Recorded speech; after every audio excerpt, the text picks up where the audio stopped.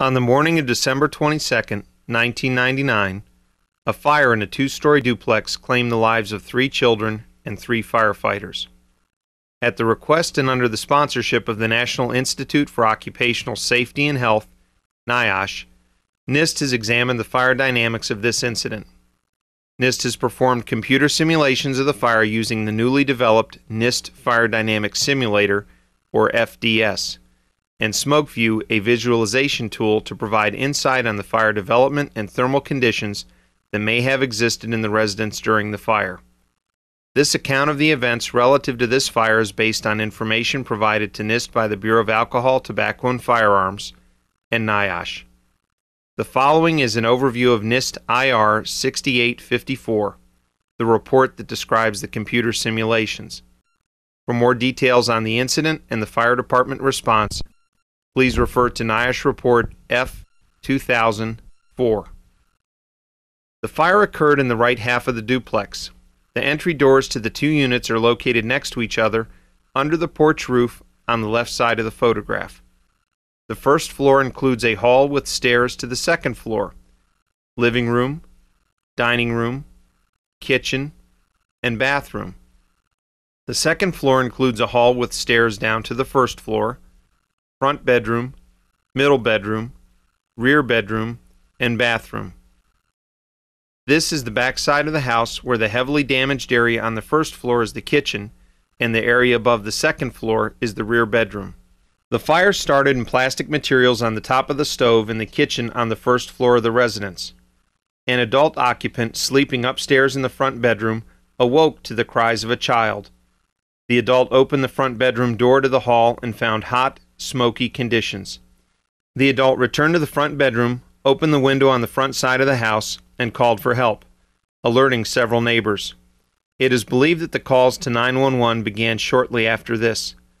The first call was received by the dispatcher's office at approximately 8:24 a.m. The adult returned to the smoky upstairs hallway, found the crying child, and exited the residence by the front bedroom window onto the roof of the porch. Approximately 2 minutes later, 8:26 a.m., firefighters and police began to arrive at the scene. The smoke plume was visible as firefighters approached the scene, and there was little if any wind disturbing the plume. The adult occupant was outside with the child and explained that 3 other children were still in the house. The front door to the residence was forced open by a police officer at approximately 8:27 a.m. The officer discovered heavy smoke conditions.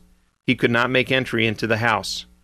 At 8:28 a.m., the first arriving crew of firefighters prepared to enter the residence and placed a call requesting additional firefighters. At approximately 8:31 a.m., the fire chief arrived at the fire scene with an additional firefighter. 3 firefighters entered the house and brought 2 infants from upstairs bedrooms to the front door. 2 police vehicles were used to transport the infants to the hospital. The fire chief was administering CPR to the second infant on the way to the hospital. Based on radio transmissions, the first infant was en route to the hospital at approximately 8:34 a.m., and the second infant was en route to the hospital at approximately 8:35 a.m. According to witness statements, the full fire involvement of the living room, leading to a fully involved fire condition in the stairwell, occurred as the infants were being transported to the hospital. A hose line had been advanced into the entry foyer of the house. The dry hose line was placed on the floor while the firefighter returned to the engine to charge the line.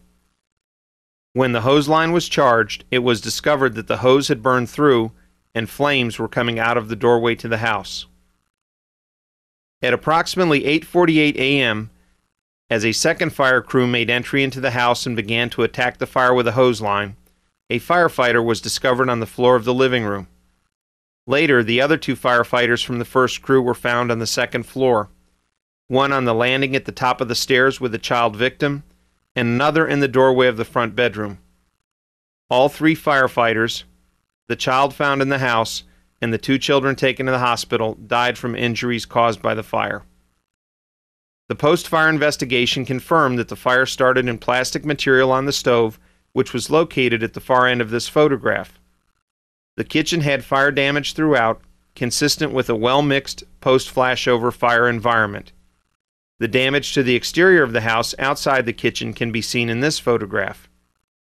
In addition to the kitchen area, there was significant fire damage in the living room, the first floor hall, the stairway to the second floor hallway, and the rear bedroom above the kitchen. The dining room shown here and the other bedrooms and bathrooms had less damage than the other portions of the house. This study uses two computer programs developed by NIST. The Fire Dynamics Simulator, or FDS, is a physics-based program that predicts temperatures and fire behavior and has been demonstrated to predict the thermal conditions resulting from a compartment fire. FDS can provide valuable insight into how a fire may have developed. The program SmokeView was developed to display the results of a FDS computation. SmokeView produces animations or snapshots of FDS results. Inputs required by FDS include the layout and dimensions of the structure, the computational cell size, the location of the ignition source, the energy release of the ignition source, thermal properties of walls, ceiling, floors, and furnishings, and the size, location, and timing of door and window openings to the outside. This picture shows a front perspective view of the right side of the duplex from the SmokeView model. The outer box frame lines represent the volume modeled. The solid base is used to indicate the inert first floor material. The closed front door, the partially open front bedroom window, and the porch roof can be seen on the front side of the house. This is a side view of the model with the exterior wall removed. The front of the duplex is on the left. Moving to the right is the living room and the dining room on the first floor. The front bedroom and the middle bedroom can be seen on the second floor. The kitchen and the rear bedroom are obstructed by the outside wall of the duplex on the far right. Representations of a sofa and two chairs can be seen in the living room on the left side of the figure. The floating square in the dining room represents the dining room table and chairs. The kitchen window can be seen on the far right side of the house. This is a view of the simulated structure from the back. From this view, the stove can be seen centered in the kitchen, with the kitchen cabinets on the right side of the kitchen. The side of the duplex shared with the adjacent unit is shown here. From the bottom left and moving toward the right on the first floor is a bathroom, the kitchen, a closet under the stairs, and the entry foyer. On the second floor, another bathroom, the hall and open stairway, and the front bedroom can be seen. The area on the far right represents an area outside the front of the house. The fire started in plastic material on top of the stove. The simulation was started with a flaming ignition that corresponded to the approximate time at which the adult occupant and the neighbors became aware of the fire. The results from the Fire Dynamics Simulator are displayed with the program SmokeView as animations. In this case, the outer walls have been removed to provide an improved view of the interior of the duplex. The fire results are shown as a slice or a plane with a color bar that represents the corresponding temperature. 3 slices are shown in this animation. One is a temperature plane through the center of the kitchen and the dining room doorways. The second is perpendicular to the first and through the kitchen window, and the third is through the center of the stairs. The simulation time is shown at the lower left, and the bar at the bottom shows the progress of the animation. The temperature scale in degrees Fahrenheit is provided on the right. As the animation progresses, a distinct 2-layer environment can be seen in the living room and dining room at 485 seconds into the simulation. In the living room, the upper or hot gas layer temperatures are approximately 400 to 600 degrees. In the dining room, the hot gas temperatures are approximately 600 to 900 degrees. In both rooms, temperatures near the floor are near ambient. Gas temperatures in excess of 1100 degrees can be seen near the top of the kitchen doorway and at the top of the kitchen window. At 540 seconds into the simulation, gases in excess of 1100 degrees had spread across both the dining room and the living room, potentially igniting the combustible surfaces in the top portion of these rooms. Other gases, hotter than the ignition temperature of wood, are shown leaving the kitchen window and spreading up the outside of the house. This rapid change is consistent with the flashover occurring in the kitchen.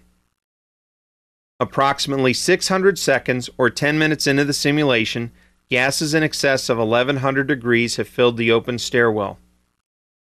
A new capability in the Fire Dynamics Simulator and SmokeView is the ability to show a three-dimensional approximation of the flame surface area where fuel, heat, and oxygen are present such that flames may exist. The flames can be seen covering the top of the stove at approximately 220 seconds. Approximately 4 minutes later, at 490 seconds, the fire has spread across the kitchen ceiling and is vented through the kitchen window. At 525 seconds, the flame front has extended through the dining room and into the living room. At 600 seconds, flames are spreading up the stairway. This animation demonstrates how rapidly the fire grew and quickly the flames spread through the house, trapping the firefighters. In conclusion, the NIST FDS computer simulation predicted fire conditions and events that correlate well with information from both NIOSH and ATF. The model simulation was based on a fire that started on the kitchen stove. Smoke and hot gases from the fire began to spread through the house within seconds after ignition occurred.